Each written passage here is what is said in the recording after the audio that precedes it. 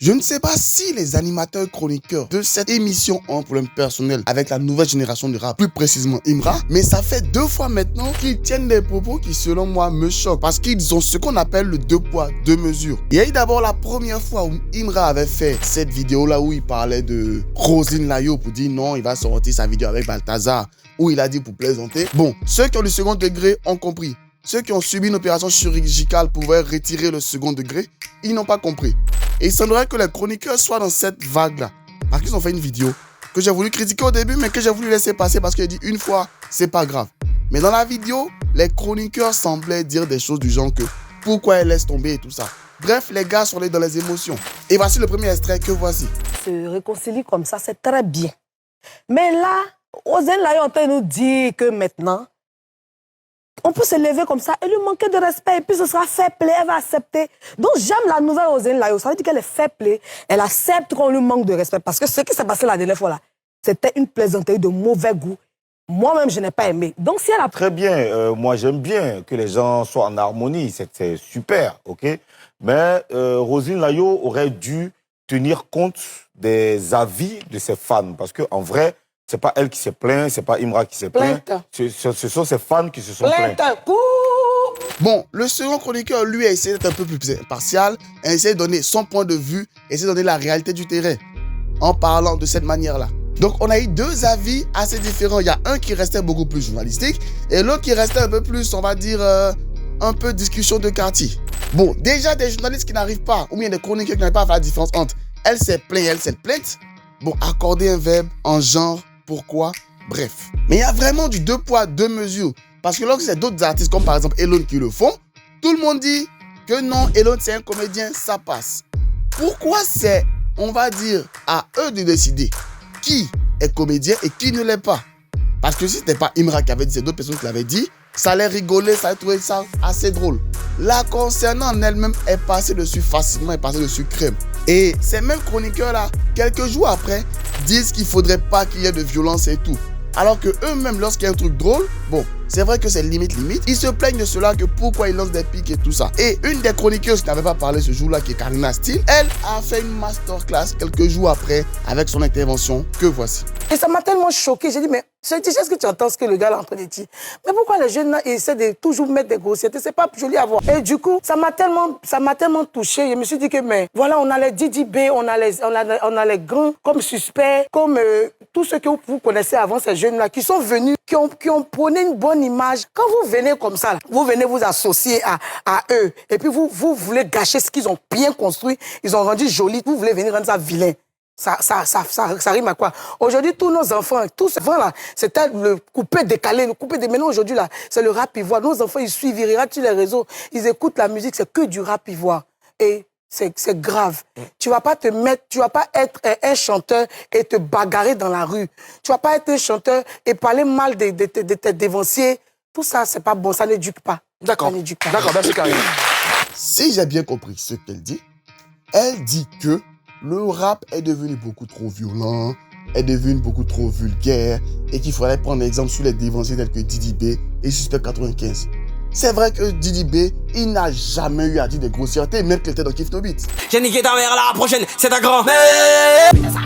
Quand elle fait pas bien la... Ah ok, excusez. Didi B, il ne dit plus de grossièreté depuis qu'il a quitté Kiff No Beat. La preuve en est que cette année, il n'a rien dit de grossier ou de vulgaire. Elle est en rouge mais elle peut faire la fellation. Combat tu jubiles dans Poitou, j'ai déjà fait 100 pas. Majeur et auriculaire dans ces putains de fesses. Ah ok, excusez-moi. Donc, sûrement que c'est Suspect qui dit rien de grossier, qui dit rien de vulgaire. La pauvre, c'est un artiste très engagé.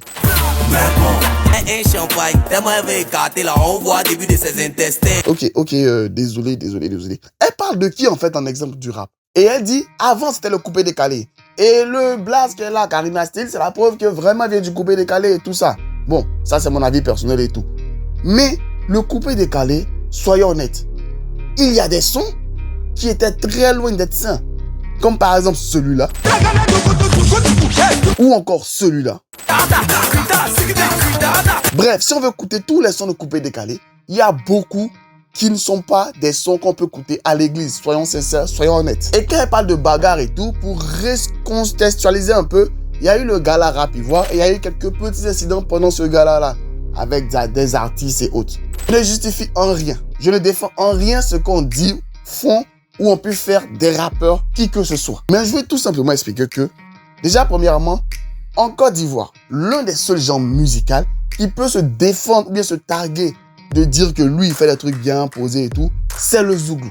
Et le Zouglou même, à un moment donné, il est devenu assez politisé, ça fait que on lui fait plus trop confiance. Ou même tout simplement, le Zouglou, c'est il fait l'apologie de l'alcool, du fait de boire, d'avoir beaucoup de meufs, de tromper sa meuf. Bref, personne n'est saint. Comme le disent certains livres canoniques, que celui qui n'a jamais péché lance le premier la pierre. Donc s'attaquer comme ça aux rappeurs, c'est ce qu'on voyait il y a quelques années de cela en France, où les vieux, en griffe, aimaient bien dénigrer la musique de la jeunesse, qui était le rap.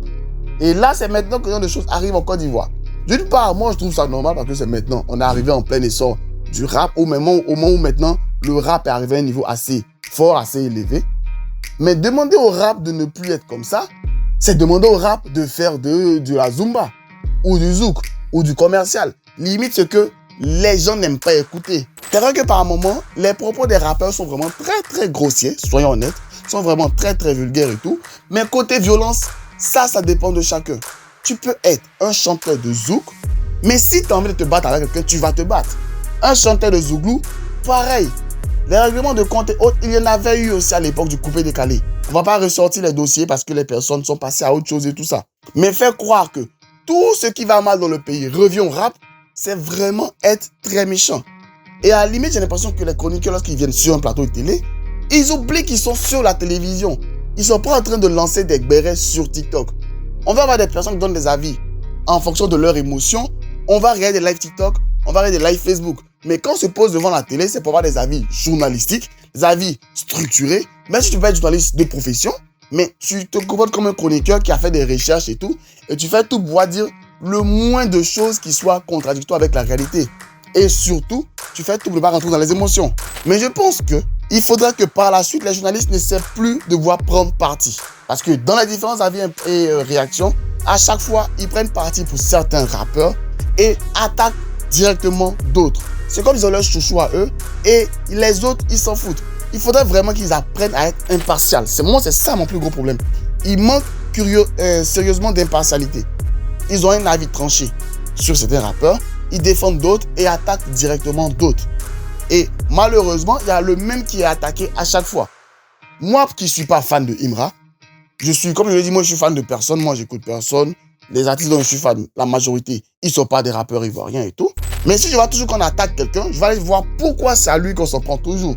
Et c'est vrai que là, elle ne parlait pas directement de Imra, même si de manière voilée, il a aussi pris des balles. Mais c'est assez méchant, selon moi, de pouvoir toujours faire cela. Bref, j'ai donné mes avis, mes impressions avec des exemples à l'appui. Vous, dites-moi ce que vous en pensez. Parce que la chaîne s'appelle Les Analyses de Jeff. C'est mes analyses que je donne en fonction de ce que je sais du rap et tout. Parce que je suis un grand fan de rap. En général, j'écoute le rap depuis super longtemps. Et j'ai beaucoup d'historiques et autres pour me montrer que ce que je dis est vrai ou faux. Dites-moi ce que vous avez pensé des deux émissions de Showbuzz. Est-ce que vous pensez sincèrement qu'ils ont raison? Ou tout simplement qu'ils commencent beaucoup trop à rentrer dans l'émotion? Il faudrait essayer de revoir cela. Dites-moi tout ça en commentaire. On va discuter, on va échanger, toujours en restant poli et courtois. Sur ce, max de like, max de partage. C'était votre gars sur Mr. Jeff. Sur ce, bye, Jeff.